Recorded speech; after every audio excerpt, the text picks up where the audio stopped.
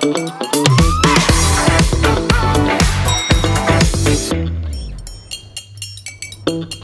இல்லாம colour print பண்ணுங்க, அதுவும் மிக குறைஞ்ச விலையில. Epson EcoTank printers. இது வெறும் ஃபேபுலஸ் இல்ல, இது டோட்டலி பிரிண்டபிளஸ்.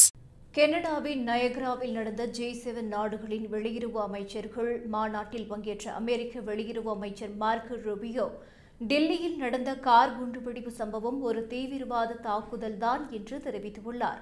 மாநாட்டில் பங்கேற்க சென்றிருந்த இந்திய வெளியுறவுத்துறை அமைச்சர் ஜெய்சங்கர் அங்கு அமெரிக்க வெளியுறவு அமைச்சர் மார்க்கோ ரூபியோவை சந்தித்து பேசியுள்ளார்.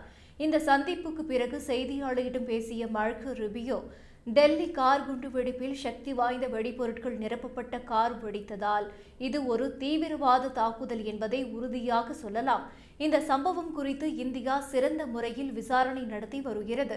இப்போது அவர்கள் சேகரித்து வரும் தகவல்களை விரைவில் வெளியிடுவர் என்று கூறினார்.